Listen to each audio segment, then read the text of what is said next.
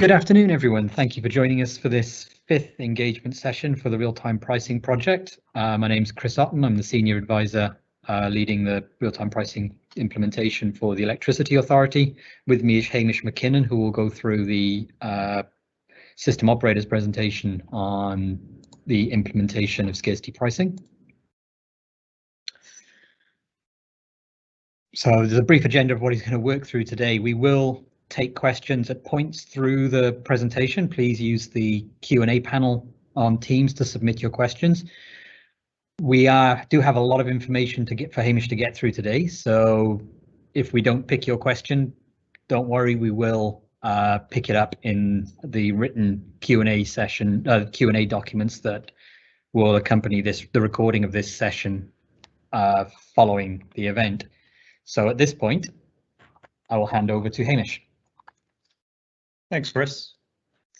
So as Chris mentioned, this is session number 5 in our RTP industry engagement webinar series. I thought it'd be useful just to go over what we have been through over the last few months and just try and fit in where this presentation sits in that progression. So firstly, we started talking about the real-time pricing project, why it has been decided to be implemented. And we followed on that initial presentation with a second seminar talking about the core of real-time pricing, which is how trading period prices are going to be calculated very soon after the end of the trading period based on the dispatch prices that the system operator will calculate at the time that it sends dispatch instructions. Following that, Murray elaborated on this situation with some intricacies of market operation in this new design. And then in session 4, a few weeks ago, Chris talked about a particular component of the market design, that is the scarcity pricing component, which is presented on the screen that you'll see at the moment, and is required in the situation where the scheduling, pricing and dispatch tool that we use, SPD, is unable to calculate a price for either energy or reserve by the normal method. And that's what we're going to talk about today. We're going to get into the details of how SPD will do that. There are a couple of significant differences in RTP's implementation of the scarcity pricing regime compared to the scarcity pricing regime we have now. The first one being that RTP will introduce the concept of scarcity for energy at a nodal level, whereas today we would only see scarcity prices or the scarcity pricing mechanism result as a result of an island-wide shortfall. And the other thing RTP does is change the way that shortfalls of instantaneous reserve are valued. And these are both points that I will get into the technical detail of further on in this presentation. As Chris said, this is a reasonably complicated part, if not the most complicated part of the real-time pricing market design. And so I'm going to recommend that it's probably best to listen to this presentation again after we've finished, perhaps in conjunction with the pre-reading material, plus some other post-reading material that we'll talk about at the end of the seminar. And also, we're looking to release more written material that describe even further technical detail related to these concepts later on in the year.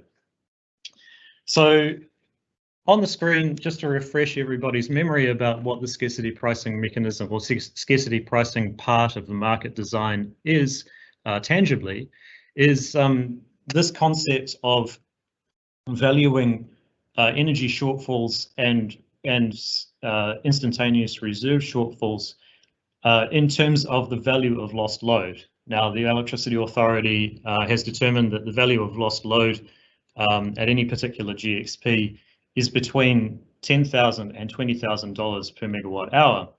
And a key technical facet of the real-time pricing market design is a staggered implementation of that value, whereby ever increasing magnitudes of shortfall are valued at increasing cost. And so the question for us as the system operator is, how do we incorporate that pricing information into SPD's treatment of shortfalls? Firstly, let's consider what is a shortfall actually. And I've put a couple of definitions on the screen. But it's important that we know how a shortfall comes about as being the condition of when we trigger the scarcity pricing mechanism that's within this market design. So just to run through these definitions, an important point for each is the location, the level of location at which they apply. So an energy shortfall is the result of an insufficiency of economic connected generation offers or transmission capacity to meet the required load at each GXP. And I'll go into some elaboration about what those bolded terms mean, particularly what required load means. Conversely, an instantaneous reserve shortfall, being either a shortfall of either fast or sustained instantaneous reserve, is the result of insufficient economic FIR or SIR offers to meet the required FIR or SIR in each island. So firstly, to look at what that means in terms of energy, this chart was presented in the second seminar way back, I can't remember when, a long time ago, just as an example of the intersection of supply and demand. And this is what we would call a natural outcome for what SPD is trying to do and determine its dispatch objective and trying to calculate what the least cost for the system is. And in this example, that is a randomly selected trading period, we've got an offer stack of supply, which is the blue line, and we have an intersection of that line with the orange line, which is a representation of our demand on the system. And as you can see, at the moment, the kind of price responsiveness that we can see on the basis of non-conforming load bids and dispatchable bids that are offered into the system is fairly minor. But in this situation, in a simplified example, given an unconstrained network and no requirement for instantaneous reserve, you would expect that SPD would come up with a price of roughly $60 a megawatt hour at any given GXP. Now, to consider what is a shortfall, I'm going to present the same chart, but with 2,000 extra megawatts on the system. As you can see in this chart, there is no intersection between the supply curve and the demand curve. And so SPD is not able to naturally produce a price in this situation. What that means for us as the system operator is that we need to give SPD more information for it to be able to determine what price it should report when it has this lack of an intersection between supply and demand, or where it has this gap between the totality of offered supply and the demand, that the required load that we expect to be able to meet. So at the moment, this situation would result in a price of $500,000 a megawatt hour. That price is the constraint violation penalty that is programmed into SPD to be assigned to a price for energy at a GXP when this situation is encountered. Now, the way that $500,000 price is resolved to something that is economically settlable is there are a chain of business processes that are conducted manually over the following business days. And so between NZX and Transpower system operator. And the result of that toing and froing is a settlement price for the GXP that is between $10,000 and $20,000 per megawatt hour. Now, this is unsuitable for the real-time pricing environment because, as we all know, real-time pricing means that you get a real price in real time all the time. And so our challenge as the system operator is to take this information and enable SPD to be able to come up with this appropriate price based on the vol values supplied to us by the Electricity Authority in real time automatically. And this is consuming quite a lot of time and energy and effort at the system operator at the moment.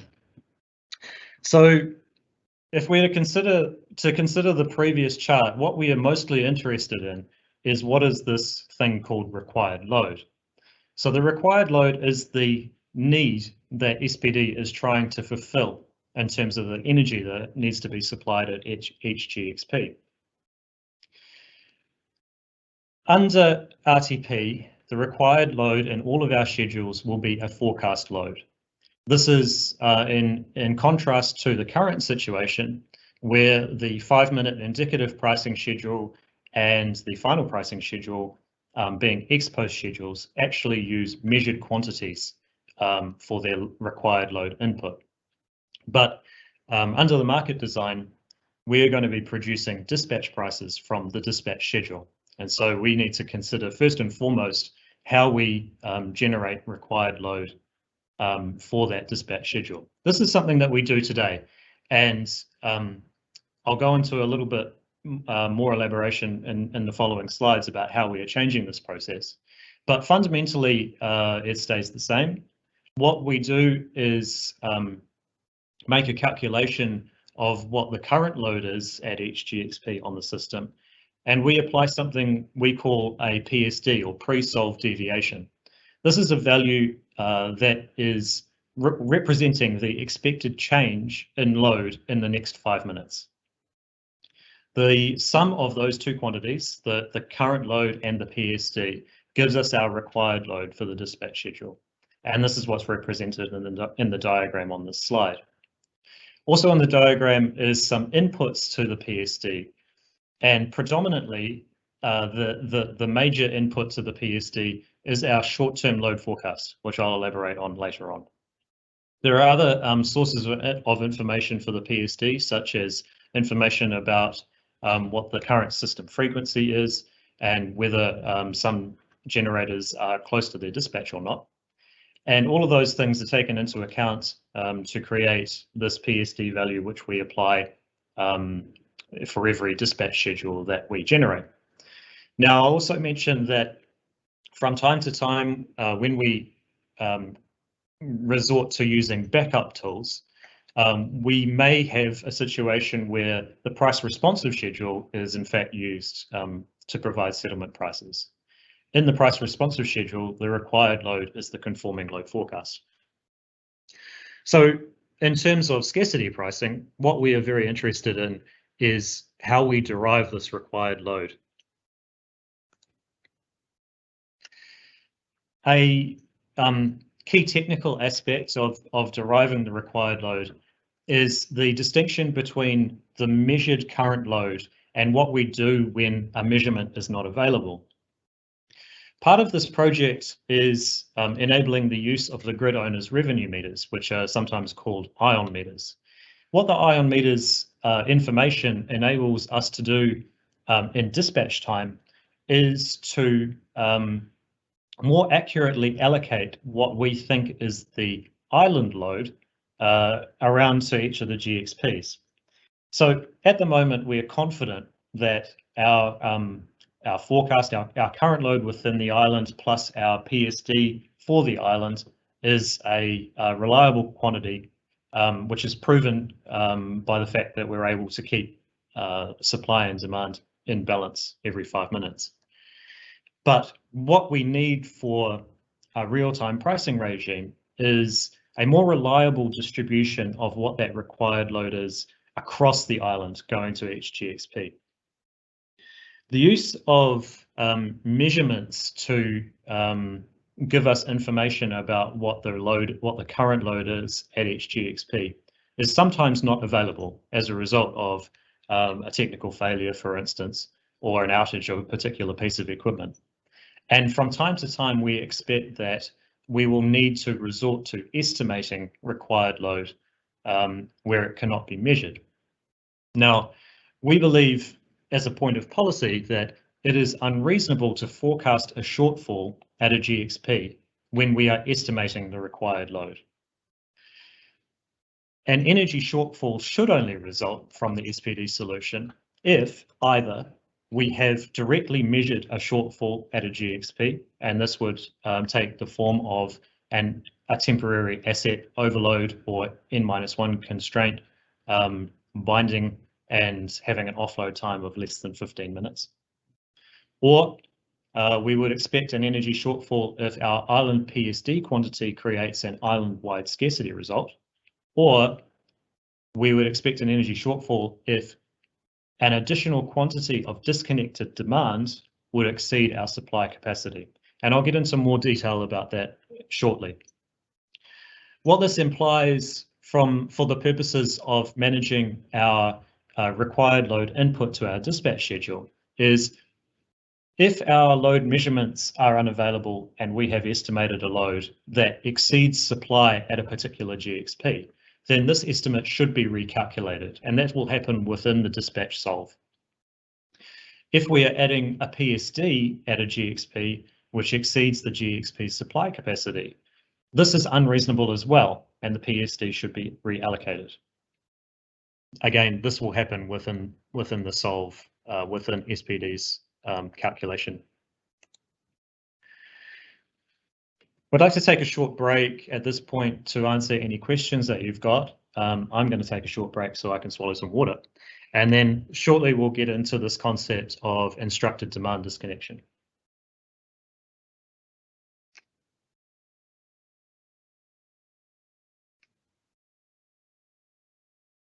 Okay, there are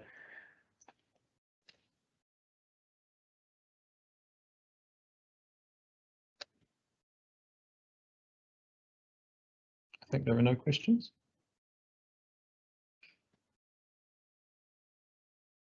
Okay. I guess I should say also that this is fairly technical detail that we will publish more information on in the future. Okay, let's get back into the presentation. So I mentioned earlier that we are also interested in required load as it refers to our the potential for instructed demand disconnection. Now, if there is a shortfall in reality, what this means is that we are in danger of not meeting our principal performance obligations. That is, the system frequency could drop outside the normal band, and we are risking damage to assets. If demand is greater than supply, then the system operator finds itself in a grid emergency situation. One of the courses of action that we can do, that we can take while we're in a grid emergency, is to instruct demand disconnection. Now, this is in fact fourth in the priority order of options available to the system operator when managing a grid emergency. And typically grid emergencies do not come out of the blue. They are forecast and they are typically managed through issuance of warning notices and grid emergency notices, which call for adjustments to offers and reduction in load. However, if that and other activities do not yield the required result, it is within our right to instruct demand to be disconnected. Now, this presents us with a problem for the purposes of calculating price. If demand is disconnected, then the remaining load that we are measuring becomes completely able to be supplied by existing offers, i.e. we go back to that state of supply and demand being able to intersect, and SPD will come up with a price based on the marginal generation offer. Now, this means that in this situation where load has gotten to a point where we cannot supply it, we have instructed demand to be disconnected, and load has reduced, we've actually taken away the pricing signal that is associated with the value of that disconnected demand. So the value of the demand that we have instructed to be disconnected is not reflected in the marginal price unless we account for that disconnected load in the SPD solve. This is akin to what we do currently in giving SPD some information about the constraint violation penalty. But the constraint violation penalty is actually only a signal for further work to happen. What we need to do in real time is to give SPD the right information, that is the information provided to us by the authority about the specifics of its market design around scarcity pricing. And that information allows SPD to derive a price that is reflective of the value of any disconnected demand. So this presents us with a slight problem. On the one hand, we need to allow SPD to solve with a load that is reflective of the load that has been instructed to be disconnected. But at the same time, we also need SPD to solve on the basis of the actual load so that we are able to dispatch the required amount of generation and keep the solution, the system in balance. So what we want to do is, within the dispatch schedule, produce two solves. We want to have a dispatch solve that will balance the power system, and we want to have a pricing solve to value any demand that was being instructed to be disconnected. What this means is, in terms of timeline, is that, as apologies in advance to anybody who's colorblind, but on this chart, if you're reading from left to right as a rough timeline, the points on the chart are points at which we produce the dispatch schedule. And consider a hypothetical situation where the system is in a normal state, a secure state, where the dispatch schedule is solving with required load, and that dispatch schedule is giving us both our dispatch instructions and our pricing on that basis. And those are represented by the black dots on this chart. At a certain point in time, the coordinators have had the need to instruct demand disconnection. In this case, I've used the terms load shedding. But at that point, what we will ask SPD to do is to perform this duplicate solve. Each of these solves will have exactly the same input information apart from the required load that goes into them. If you follow the purple line, the required load that's going into the dispatch optimization will use the same required load as you would expect from the physical required load as you'd expect in normal operation. Whereas the pricing optimization within the dispatch schedule will be using a load which is reflective of the amount of instructed demand shedding, and that will allow us to produce dispatch prices incorporating the authority's market design for scarcity pricing. What is that pricing load? When the system operator instructs the disconnection of demand, this instruction can have many forms, and I've given some examples there on the screen, but to elaborate a little, we could, for instance, instruct a certain quantity of megawatts to be shed from a region or an island. Or we could instead instruct a certain percentage of load to be reduced either across the island or within a region or at a particular location. Or, as happens from time to time, we instruct a GXP to not exceed some limit, perhaps in order to mitigate the effects of a transmission constraint. In all of these cases, we can derive what is a megawatt limit quantity at each grid exit point. Then we can compare that limit to what the short-term load forecast is telling us about how we expect the load at each of those GXPs to be changing over the course of the short-term load forecast's horizon. And in that way, we'll be able to estimate how much load has been disconnected, and in turn, add this load back into our pricing optimization. And we're calling this the instructed load shed quantity. The short-term load forecast updates every 5 minutes with estimates of load for the next 11 5-minute intervals, that is the next hour. We can normalize the STLF value for the current interval. So the STLF is not always, what we are interested in with the short-term load forecast is what is the degree of change from one 5-minute interval to the next. And so we use that information as compared to the current GXP load that we're measuring in order to derive a predicted load for the next hour. For each of those future intervals, we can compare the difference between the predicted load and the limit that we have applied at each GXP, and we can call this the instructed load shared quantity. And I've used this chart to represent this concept. On this chart, we can see the black line being the current measured GXP load, increasing to a point where at around time t is 5 minutes, I would say, the coordinators have seen fit to instruct load shedding. And at this particular hypothetical GXP, the load limit that has been derived is 85 megawatts.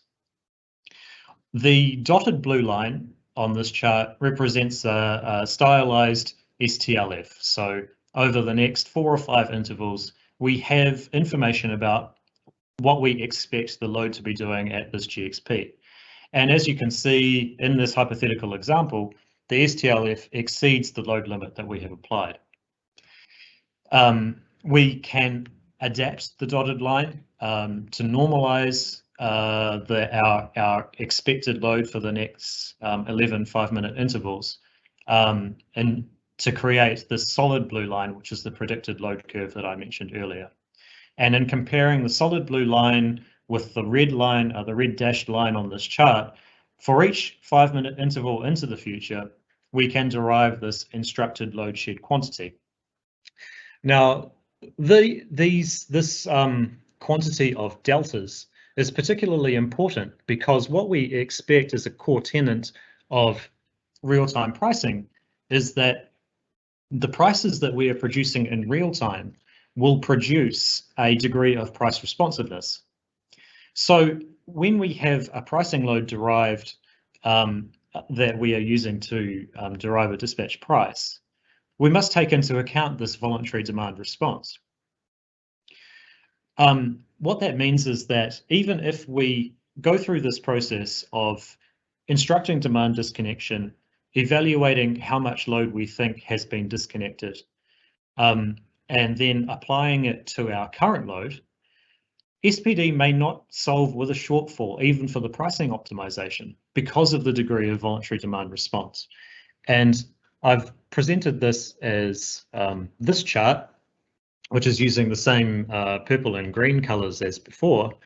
But in this example, this is the same example, but with the current load responding to some degree to the high dispatch price that will be being published. Now, the degree of price responsiveness is completely arbitrary in this example, but it does serve to illustrate that in the interval starting at time 25 minutes, price responsive load has come off, and even adding back the degree of instructed load shedding to give us our pricing load, that pricing load is still less than our load limit at this GXP and may be sufficient to be supplied by economically priced generation. So in this case, we would not expect a scarcity price to result. So this is just a summary of the kind of outcomes that can be expected in the application of the scarcity pricing mechanism into SPD. Just to wrap this situation up, when we return to normal, that is when the coordinators expect that the load in the future is sufficient, is low enough to be supplied by the offered capacity, then the coordinators will instruct restore all.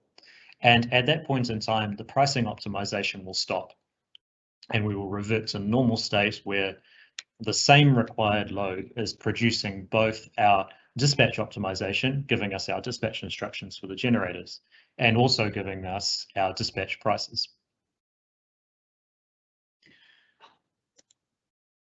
Time for another break for questions. We've got a question from Andrew Anderson. Are Transpower looking to improve their load forecasting?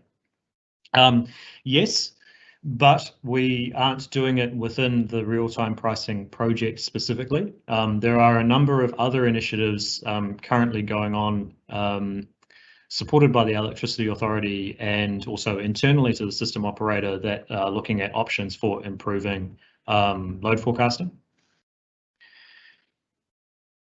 Jared has asked, will we still see scarcity prices if there is no generation solution to relieve a constraint?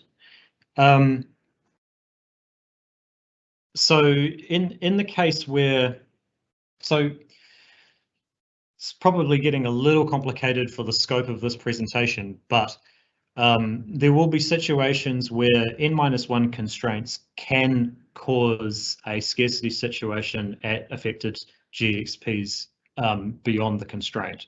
And so a constraint binding could result in a situation where there is a scarcity situation at those nodes. Yes.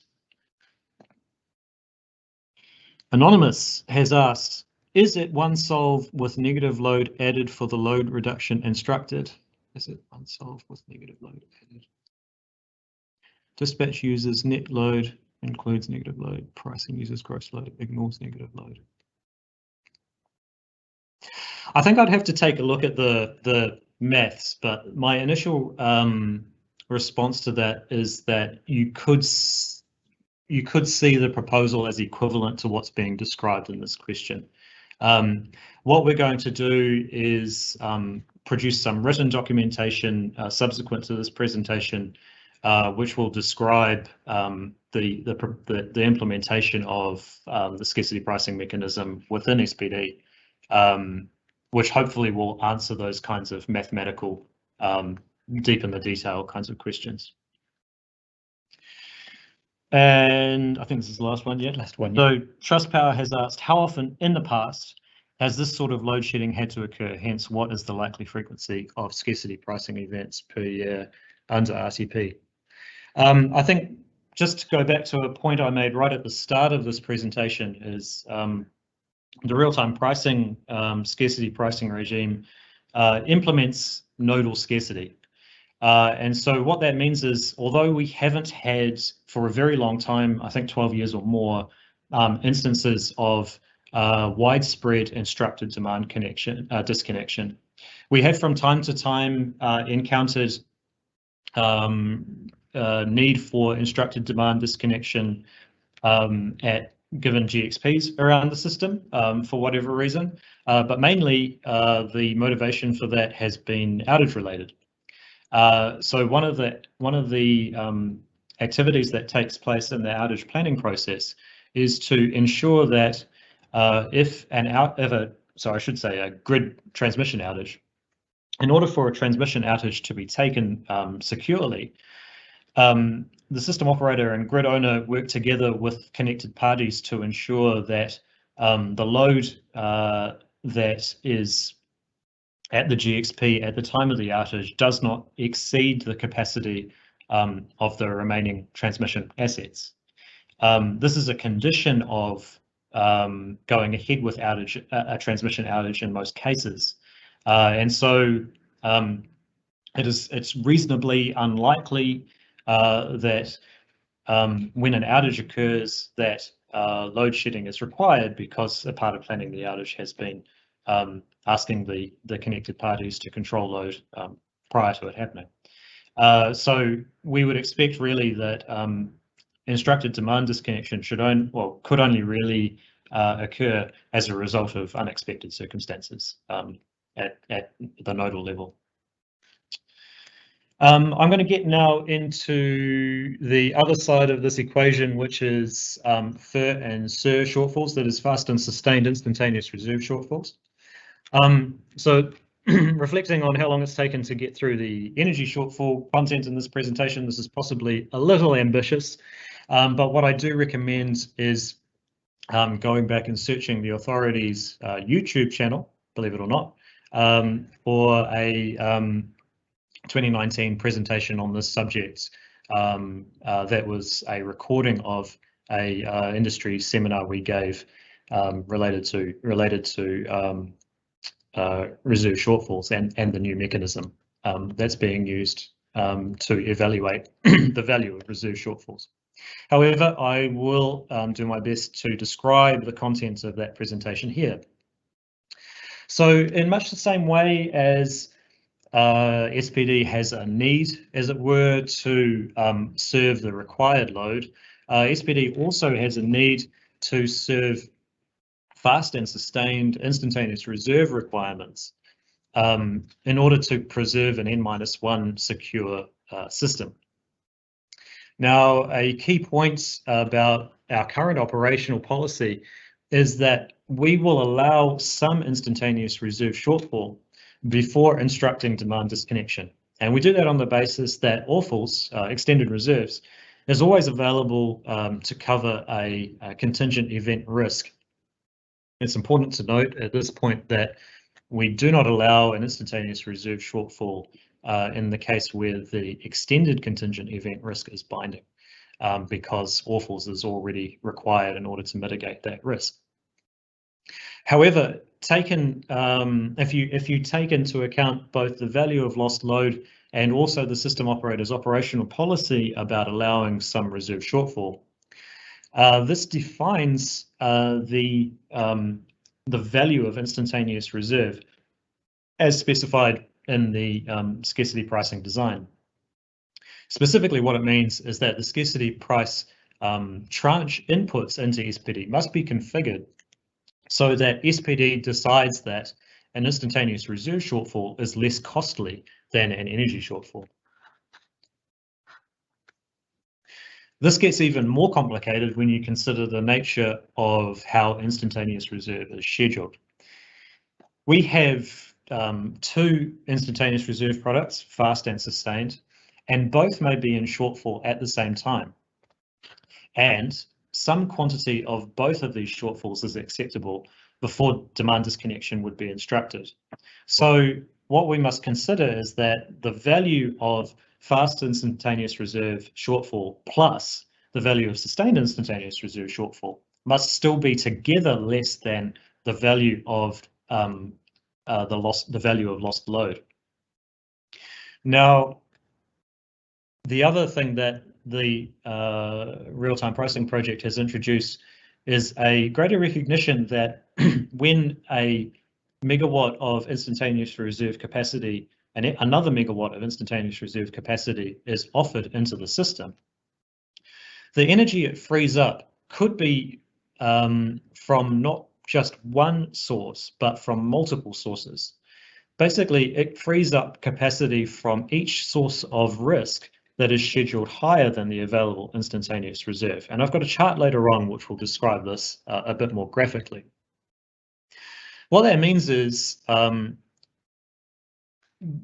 as long as we assign appropriate scarcity price tranches for fast and sustained instantaneous reserve relative to energy, that will allow SPD to both calculate the lowest system cost as is required by the dispatch objective, but also preserve our operational policy of allowing some instantaneous reserve shortfall prior to needing to disconnect demand.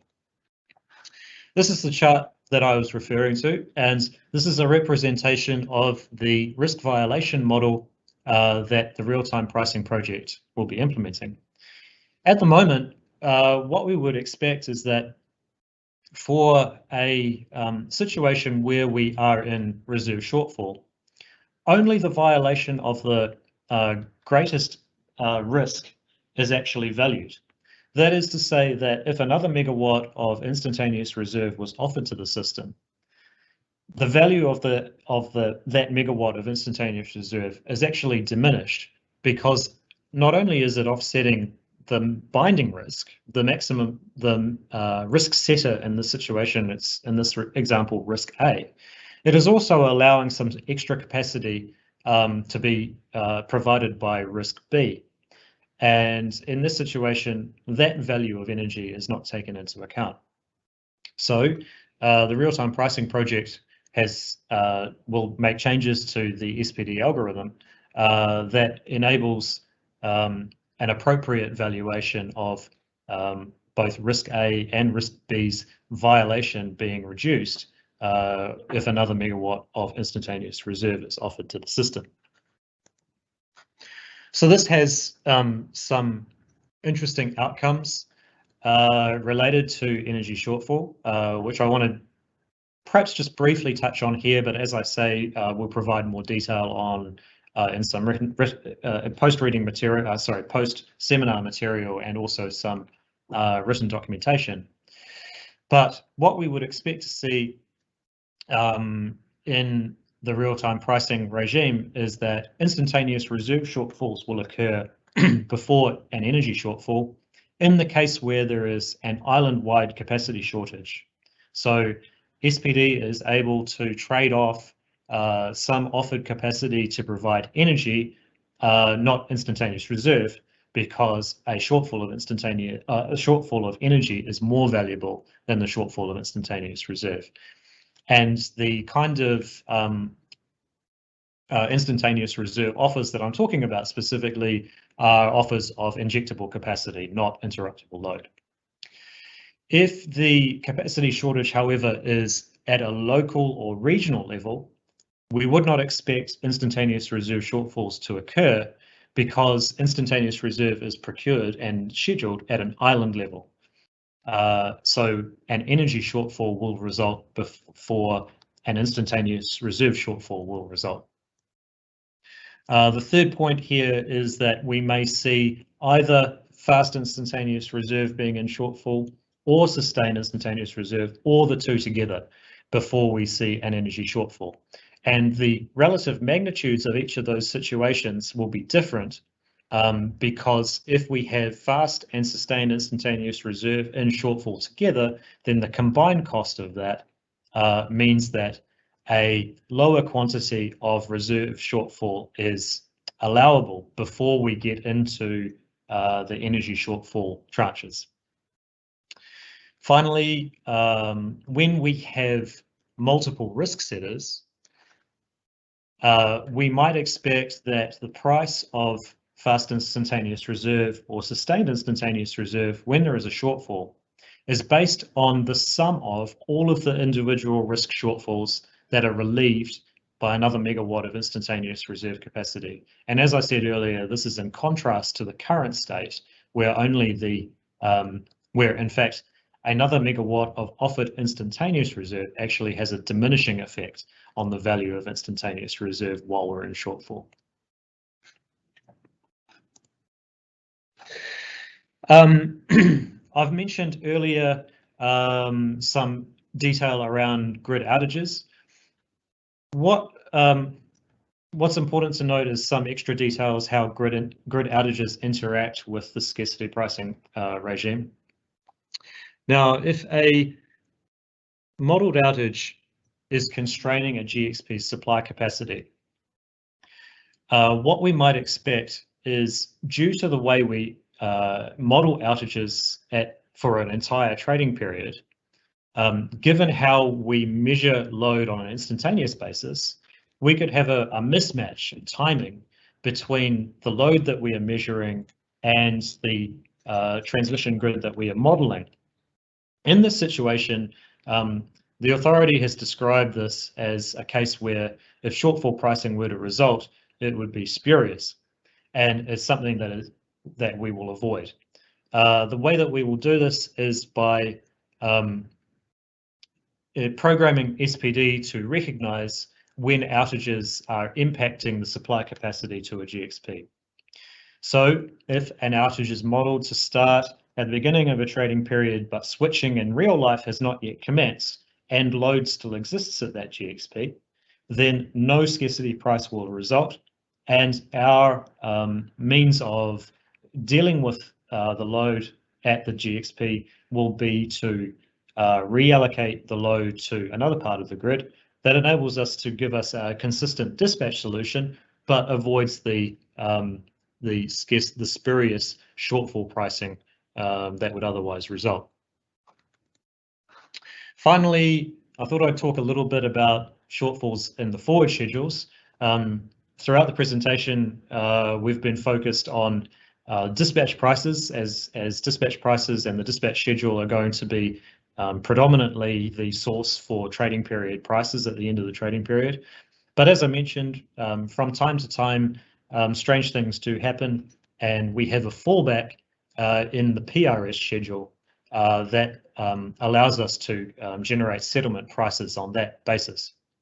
So it's important to recognize that all of the same mechanisms that I've described about how SPD is going to incorporate the scarcity pricing regime into its automatic solutions also apply to the PRS schedule. It's just that for the PRS schedule, some of the inputs are different than what is input to the dispatch schedule. So just to reiterate that point in terms of specific shortfalls that might be seen, energy shortfalls represent a lack of energy offers or transmission capacity under non-outage conditions at one or more GXPs in the forward schedules. So in the PRS schedule, we have the advantage, I suppose, of having our load input, which is the medium-term load forecast, and our transmission model, which is modeled also on a half hour. Both of those things are modeled on a half-hourly basis. And so there isn't that contention around outages that I described in the previous slide. What it also means is that if there are outages planned at particular GXPs, then no scarcity prices will result within the PRS schedule on the assumption that no scarcity prices would result in the PRS schedule for GXPs affected by the outage, on the assumption that any shortfall of load will be managed prior to real time. With regard to instantaneous reserve shortfalls, these represent a lack of FIR and SIR offers or energy offers within a given geographic island. That is the same as the shortfall condition for instantaneous reserve that we expect in the dispatch schedule. I've briefly discussed also that under outage conditions, the PRS will automatically reallocate any energy shortfall at any GXPs affected by the outage. What we intend to do at the moment is for that operation to not impact the NRS and WDS schedules. Now, the reason for that is that the NRS and WDS schedules are functioning as our security assessment schedules for our forward planning, and a scarcity price result in those schedules enables our operations planners and system coordinators to be well alerted to any potential shortfall that may exist, even though the PRS will not allow, I guess, a scarcity price to result as from that shortfall. So it gives the coordinators and the ops planners a opportunity to replan the outage or decide whether the outage should go ahead. That is all of the substantive content for this presentation. We've reached an hour into the seminar, and I'm just going to see if there are any more questions. Andrew has asked whether some worked examples can be provided, and actually we have a slide just about that, just anticipating Andy's question. So after the session, we're going to present some model scenarios with accompanying VSPUD cases. And when I say we, I mean the Electricity Authority, for those that have the GAMS license. These case studies, I guess, illustrate the differences between the current SPD model and the RTP SPD model as it's currently designed, and as I've described in this presentation, and particularly around focusing on certain scarcity scenarios. As always, we're very interested to hear your feedback. Please send any feedback to the email address provided on the slide. That'll do me. Okay, thank you, Hamish. That's really good. And as Hamish mentioned, Andy, there'll be some presentation material talking through the examples, the VSPD examples for those who don't have a GAMS license, and we'll actually be providing the VSPD models for those that do, so they'll be able to run them and play with them to their heart's content. The next session will be more what will you see on the WITS side of things? How is WITS going to change? And that will include an overview of the new WITS API, which is currently in development, It's parallel to the ITP project, but is a really good enabler for allowing information to get out to participants to be able to use the new pricing information. Thank you all for your time. We've come pretty much run to almost the full hour. So if you have any further questions, please do email them through. In the meantime, I'll say thank you very much for your time. The recording of this session and all of the material that Hamish has mentioned through his presentation will be provided on the Cognize platform. You'll get an email via Cognize when all that information is available. Have a pleasant afternoon, and thank you very much.